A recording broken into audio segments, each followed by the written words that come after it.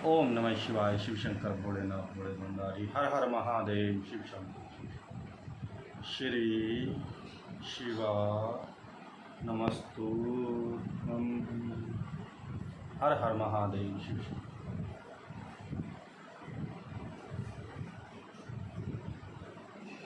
तदंतर वैश्वनाथ अवतार का वर्णन करके नंदीश्वर ने द्विश्वर अवतार का प्रसंग चलाया। वे बोले, तात पहले जिन नृपश्रेष्ठ भद्रायु का परिचय दिया गया था और जिन पर भगवान शिव ने ऋषि भरूप से अनुग्रह किया था, उन्हीं नरेश के धर्म की परीक्षा लेने के लिए वे भगवान फिर द्विजेश्वर रूप में से प्रकट हुए थे। ऋषि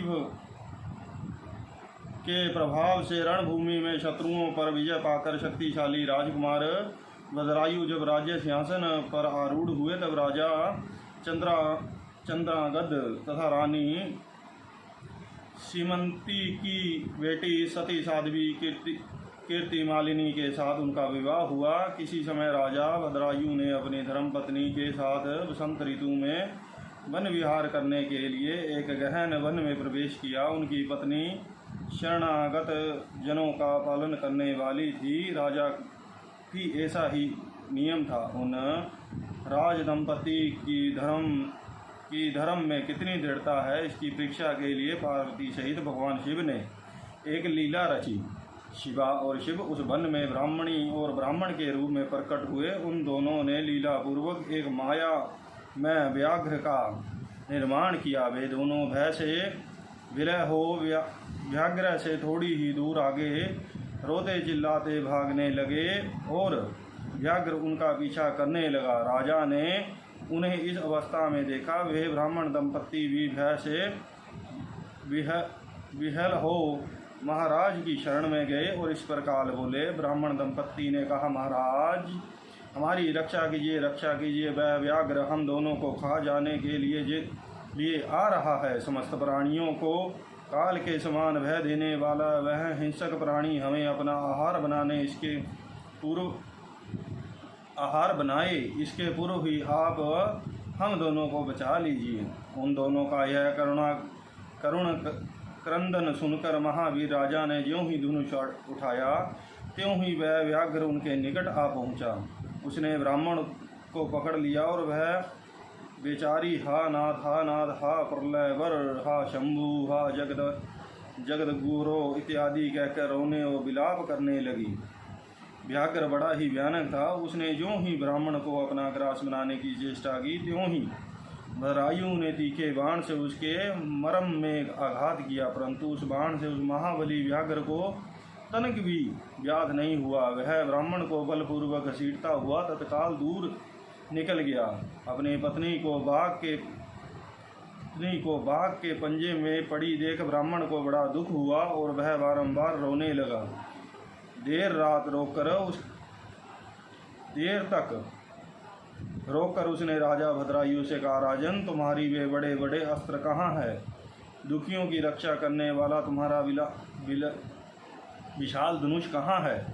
सुना था तुमने 12,000 बड़े बड़े हाथियों का बल है, वह क्या हुआ? तुम्हारी शंख खड्ग और मंत्रास्त्र विद्या से क्या लाभ हुआ?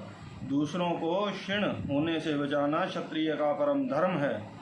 धर्मज्ञ राजा अपना धन और प्राण देकर भी शरण में आए हुए दीन दुखियों की रक्षा करते हैं। जो पीड़ितों की प्राण रक्षा नहीं कर सकते, ऐसे लोगों के लिए तो जीने की अपेक्षा ही मर जाना ही अच्छा है। इस प्रकार ब्राह्मण का विलाप और उसके मुख से अपने पराक्रम की निंदा सुनकर राजा ने शोक से मन ही मन इस प्रकार विचार किया, अहो राजा, भाग्य के उलट फेर से मेरा पराक्रम नष्ट हो गया, मेरे धर्म का भी नाश हो गया।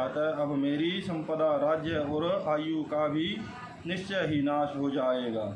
यूँ विचार कर राजा भद्रायु ब्राह्मण के चरणों में गिर पड़े और उसे धीरज बंधाते हुए बोले, ब्राह्मण, मेरा पराक्रम नष्ट हो गया है। महात्मे, मुझ क्षत्रिय धम पर कृपा करके शोक छोड़ दीजिए।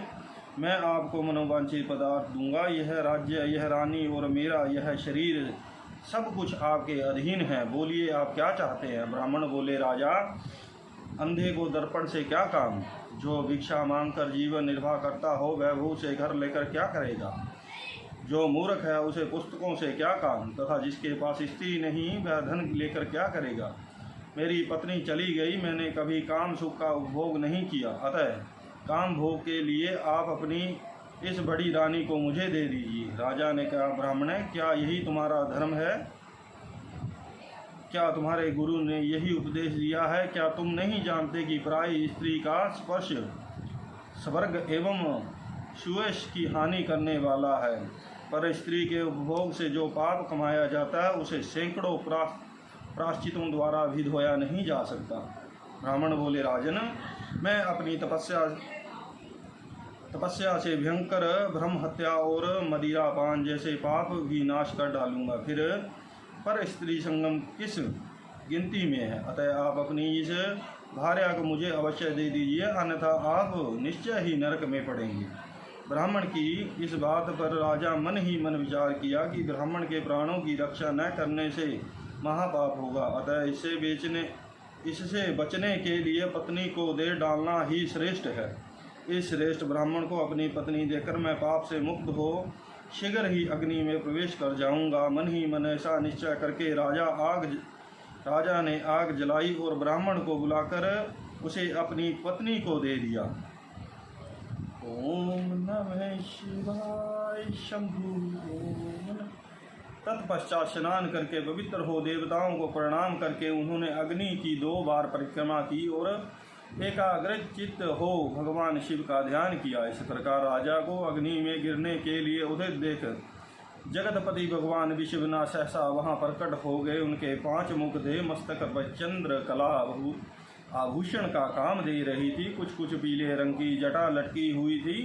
वे कोटि कोटि सूर्यों के समान तेजस्वी थे। हाथ में त्रिशूल, खड़वांग, कुठार, ढाल, मृग, अभय, भरद और पिनाक धारण किए बेल की पीठ पर बैठे हुए भगवान नीलकंठ को राजा ने अपने सामने प्रत्यक्ष देखा। उनके दर्शन जनित आनंद से युक्त हो राजा भद्रायु ने हाथ जोड़कर सम्मान किया।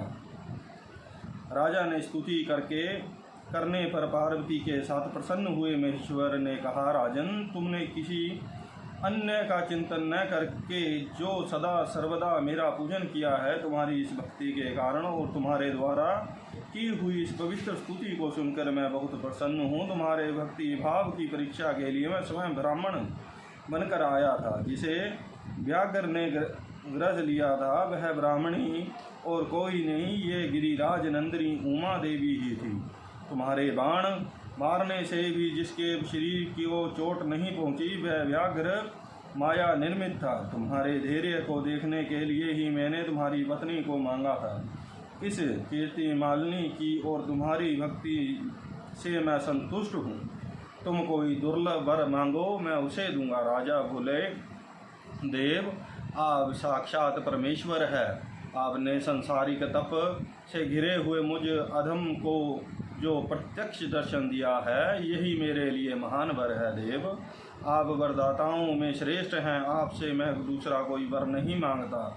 मेरी यही इच्छा है कि मेरी रानी, मेरे माता पिता, पहामक वेश्य और उनके पुत्र सुने, इन सबको आप अपना पाशर्ववर्तीय सेवक बना लीजिए।